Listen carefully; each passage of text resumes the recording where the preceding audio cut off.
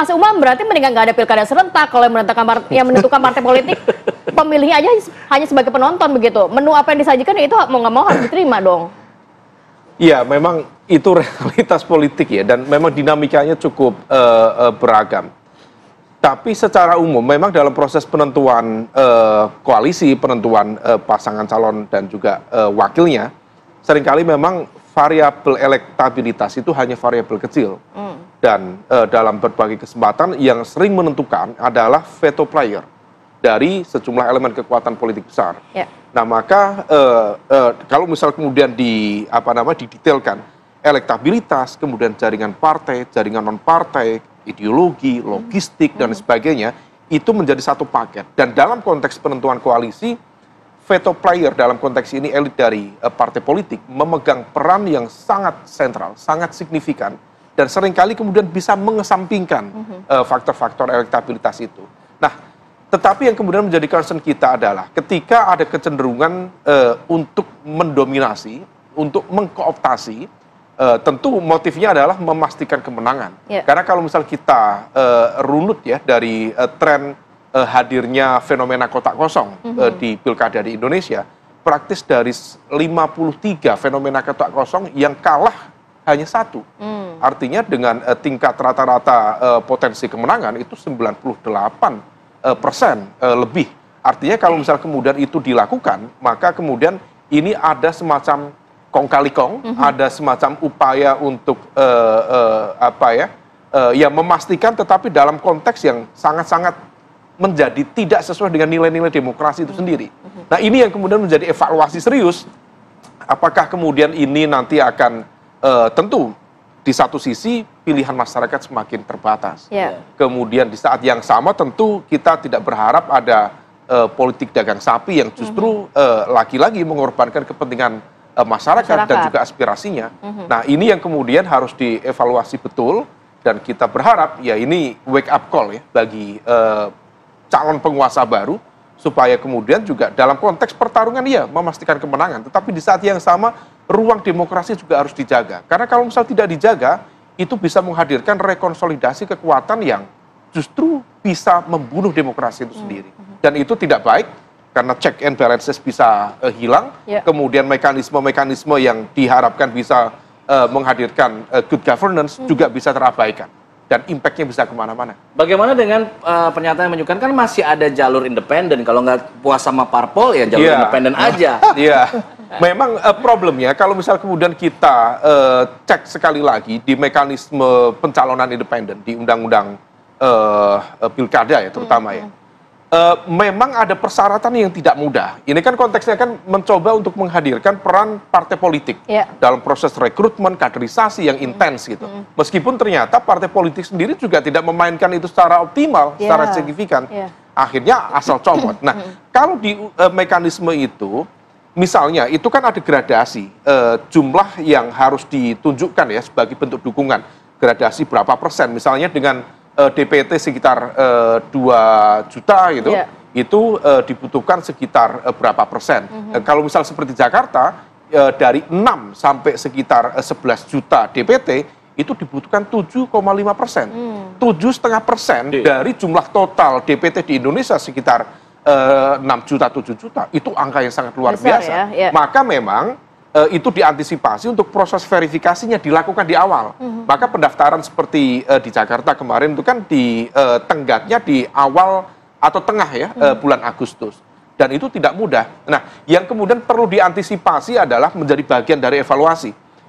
Kalau misal memang proses verifikasi dilakukan, dibutuhkan, tetapi tetap dibuka ruang harusnya untuk mengantisipasi situasi deadlock dalam konteks pembentukan koalisi seperti ini. Nah, kalau misal kemudian, kalau misal kemudian seperti Mas Anies, yang harusnya misalnya ya, kita nggak tahu perkembangannya. Kalau misal kemudian akhirnya kemudian dia di fait accompli untuk kemudian tidak maju misal dalam pilkada, tidak dapat tiket dari partai-partai yang lain, maka kemudian potensi atau ruang bagi dia untuk maju secara independen harusnya dibuka. Bukan hanya Jakarta, di daerah-daerah yang lain juga sama. Nah, tetapi kemudian mekanisme timeline dan sebagainya itu tidak mengatur itu.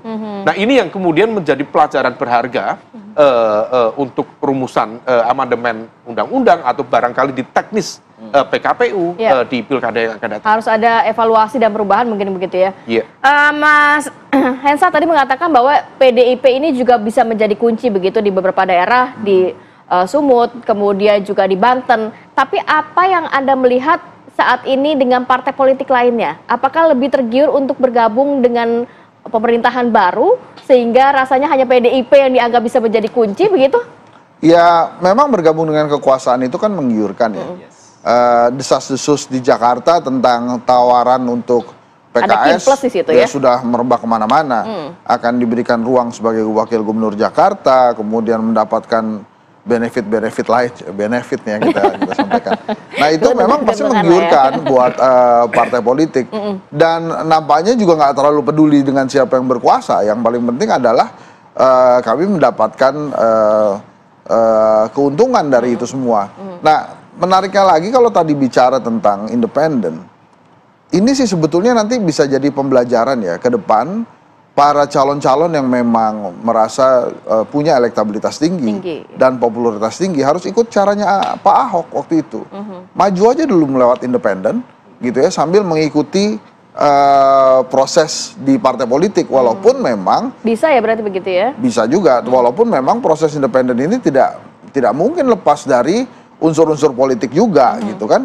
Nah, lantas kemudian apa yang akan terjadi dengan kondisi seperti sekarang pada saat justru orang-orang yang populer itu tidak bisa maju. Nah memang akhirnya rakyat akan konsolidasi sendiri, misalnya di Jakarta. Kalau ternyata memang akan ada kota kosong di sana. Jangan-jangan si kota kosong ini bisa akan didukung oleh Jakmania misalnya, terus kemudian juga pendukungnya PDI Perjuangan misalnya, dan kemudian juga bisa menang akhirnya. Walaupun memenangkan kota kosong juga nggak mudah, karena dia nggak bisa bersosialisasi, dia nggak bisa ngasih tahu visi misinya apa. Tapi lah itu yang akan terjadi. Dan kemudian satu lagi sebetulnya mengkhawatirkan adalah fenomena beli partai, beli kursi partai. Saya maju gitu ya, kemudian Alfat maju gitu, Ratih maju, supaya Ratih, saya dan Alfat nggak maju tuh, Mas Umam beli partai. Udah semuanya partainya ke saya aja deh. Pokoknya saya jamin semuanya beres, nanti kita bangun daerah ini bersama-sama ya, kita gitu kira-kira. Daerah mana kayak begitu? Ya nanti kita lihat aja situasinya.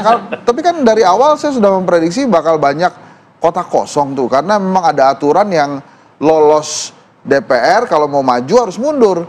Yang kayak gini langsung berani terang-terangan tuh cuma Airin. Suara banyak di Banten. Terbesar. Saya demi Banten, saya mengundurkan diri. Saya akan maju memimpin Banten. Tiba-tiba dicegah ya, sampai hari ini kan kita nggak tahu dia bisa maju apa enggak. Tapi yang jelas adalah mungkin pada saat itu Airin berpikir bahwa dia adalah part dari Kim, pernah di-endorse langsung oleh Pak Prabowo. Harusnya dia punya kebebasan juga untuk mengatur strategi supaya dia menang gitu. Dan akhirnya mungkin waktu itu juga dia pikirkan bahwa Kim pasti sama dia, karena dia adalah ketua tim pemenangan di Banten waktu itu. Tapi ternyata skenario beda, ada yang ngomel juga. Kok begitu caranya gitu kan? Nah ini kan politik-politik yang sama sekali tidak disangka oleh banyak kandidat yang memang suaranya tinggi. Misalnya sekarang kita not to mention di Jawa Tengah misalnya, atau di Jawa Barat, atau yang paling seru lagi mungkin Jawa Timur, pertarungan antara Menteri Sosial kan, antara mantan Menteri Sosial. Nah emang bakal rame kira-kira itu. Ya, tapi ramenya nggak ngelibatin rakyat, Bos. Itu tadi, tidak melibatkan rakyat, kemungkinan ada kota kosong juga. Sebenarnya apa sih kemudian dampaknya jika kemudian nanti kota kosong yang menang begitu, kota kosong yang terpilih misalnya? Nanti kita bahas saja dah. Tetap di sini, di Apa Kabar Indonesia Pagi.